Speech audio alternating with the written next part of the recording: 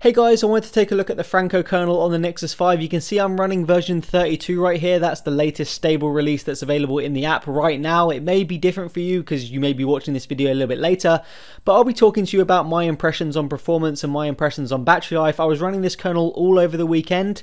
I used it on Wi-Fi and 3G separately, so we'll get results for both of those. And of course, your results may differ from mine depending on the way you use your device, so yeah, let's go ahead and check this out. Okay, so let's start off by checking out the official Franco Kernel Updater app. It's a really nice app, it's really well made. The first tab is connected, which basically just gives us a bit of information about what Franco is doing with the kernel, where he's going to go next and things like that. Then we have the FK Updater, which is essentially where you can actually download and flash the kernels from. It tells you your current kernel and also the latest available kernel. You can click that and it'll give you the change log. You can choose to auto flash or download, and then you can flash it manually. That's up to you. Next up, we have the backup and restore option. Pretty obvious what that does. We then have the CPU manager, and this is where stuff gets a little bit more interesting. So you've got the maximum CPU frequency. You can choose to underclock or overclock all the way up to 3 gigahertz if you're crazy enough to try that out. I'm not, so I'm just going to leave that there. The minimum frequency is 300 megahertz. The default governor is interactive and actually only includes interactive and performance. And we have the GPU control. You can see the maximum GPU frequency, the up threshold and the down threshold. Again, you can mess around with those if you want. And you've also got voltage control here as well. So I've actually undervolted this by 2 steps, minus 25.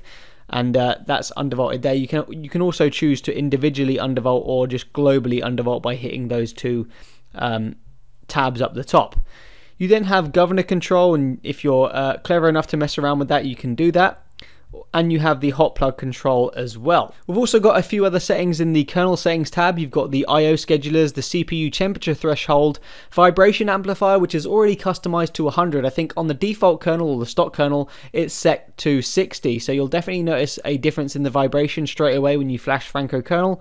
USB fast charge. You've also got some headphone, microphone, and speaker gains.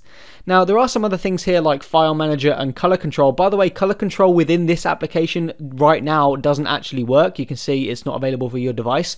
You can still customize the gamma on Franco kernel by using the separate display control app, which I'll check out in another video. And lastly, we got the per app modes, which essentially allow you to change the kernel settings per applications. Let's say you've got a game, maybe this game's a little bit stressful, maybe you want to overclock the CPU just when you're playing that game.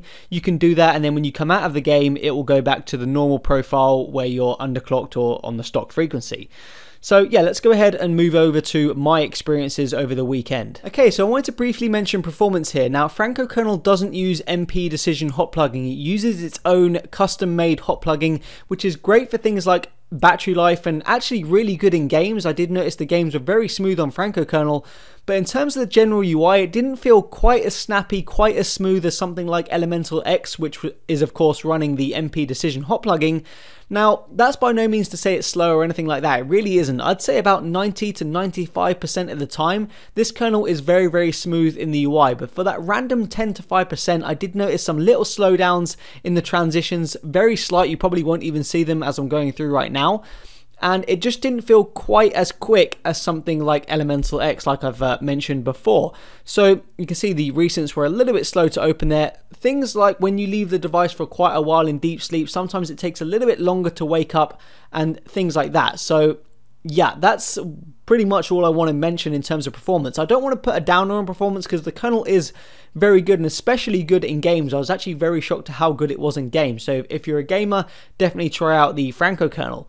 We'll move on to battery life. Okay, so this was the first day of the weekend and I was completely on Wi-Fi on this day. In terms of my usage, I used Facebook, Twitter, WhatsApp, YouTube, Chrome, all that sort of stuff. I had automatic brightness on as well, and you can see it lasted me 17 hours, 34 minutes, 48 seconds, so a pretty good standby time there. And by the time I went to bed, I was still at 60%, so pretty epic battery life there. And you can see when I went to bed was 2 AM in the morning. So pretty impressive in terms of the graph. You can see that there. Pretty nice little, not too steep, that graph. You can see the GPS was on as well. I had my location on high accuracy, Wi-Fi the entire time. In terms of the screen on time, I had an hour and 20 minutes. So not too much screen on time. That was just my usage for the day. I was busy doing other things. So the more screen on time you have, obviously the less battery life you're gonna have. So let's move on to the 3G usage. So here we go. I had 14 hours, 34 minutes, 23 seconds standby time. And again, this is when I went to bed. And this time I only had 31% left. And that was at 11:44 when I went to bed and put it back on charge. You can see the graph there taking a lot more dips in terms of signal strength and things like that. I did have Wi-Fi on a few times, but essentially this was 95% 3G usage. And in terms of the screen on time, a little bit more as well this time. So 2 hours, 12 minutes. So yeah, I've been really impressed with this battery life, guys. You can see here I still had 31% left, and that was on 3G all day. And when I was on Wi-Fi, you were looking at 60% left on the day with about an hour and 20 minutes screen on time. So again, it's going to depend on your usage. This was my usage. It's going to be different for you and your signal strength and all sorts of things like that. So take that into account there, guys. But yeah, Franco Kernel is definitely pretty epic on its battery life. Give it a shot if that's what's most important to you. Peace out.